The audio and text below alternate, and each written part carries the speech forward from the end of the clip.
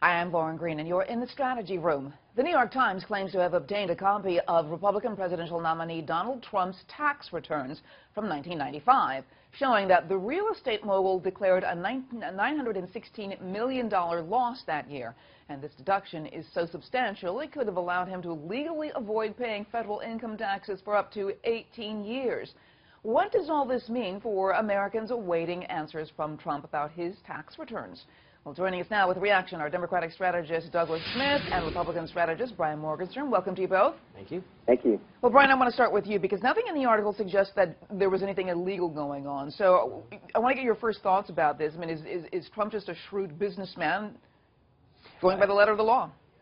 Yeah, I mean, I think that there's a lot of controversy about this because of a lack of understanding. If you invest $1 million in a business and you don't have income that first year, that next year maybe you start to bring in a little revenue, say $100,000, you're still $900 grand in the hole. So of course you shouldn't be taxed on that. It's common sense, but it's being painted as though he's done something wrong. He just used the tax laws, as everyone should, to take as many deductions as you can to limit your liability. It's just good business. You know, Doug, there's an interesting thing about this because the Trump surrogates, Chris Christie on the air, is saying this is a good thing for Trump. You know, your reaction to this New York Times report?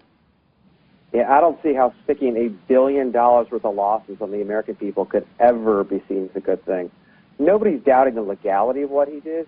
It is just the absolute sheer audacity of it. As he talks about being this brilliant businessman who is sitting on $1 billion worth of failed businesses, putting on the backs of the American people.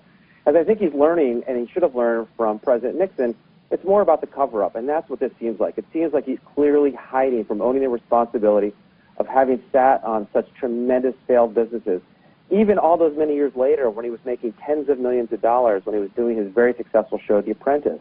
I mean, here is a guy who is sticking it to the little man, and he's out there talking about defending him, and yet he is putting the bill upon the rest of the American people for his failed business practices. Well, I want to take that a little step further because what it's showing also is that he is operating within the letter of the law. Many people have done it. Even the Clintons have done this kind of reporting, tax reporting.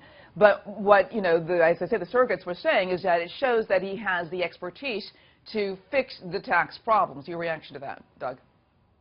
Yeah, I mean, I think what it shows is he showed how to game the system for his losses. I mean, this isn't about fixing the tax problem. This is showing how he has gamed the systems. You know, the Clintons have released almost 40 years of taxes dating back from 1977.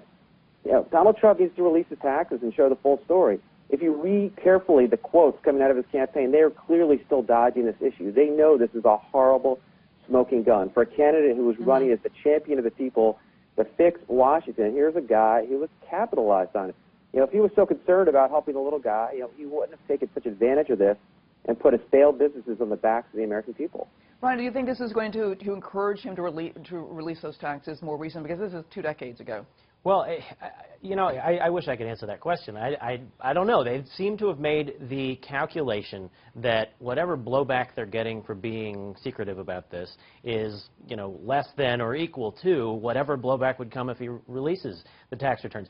But to Doug's point, you're the only guy in America, Doug, to refer to the U.S. government as the little guy that Trump was withholding. That's you and me, my friend. You and I are paying his failed tax bill. That's who's paying it. Our tax bill is unaffected by Donald Trump's tax bill. He lost money, obviously, close to $1 billion. He has been able to come back from that and make a heck of a lot more money in the aftermath. Trump's in the primaries, I was one of the pundits criticizing Trump for, you know, hypocrisy, and the response, which apparently has been effective, is nobody knows the system better than I do because I've been gaming it for decades. And that argument, it's sort of a, you know, you hire the bank robber to secure the bank kind of an argument. But look, one of the things he has done, to his credit, is he's going after the carried interest tax rate, which hedge funds have been using to have lower tax rates than the little guy for decades, and both Clinton and Trump have gone after that, and I think that is one measure of, you know, creating a more level playing field. All right, I want to thank you both, Doug and Brian, for being here. We ran out of time. Thanks so much. Thank you. Thank you. And for complete coverage of the 2016 election, go to foxnews.com. I'm Lauren Green, and thanks for watching.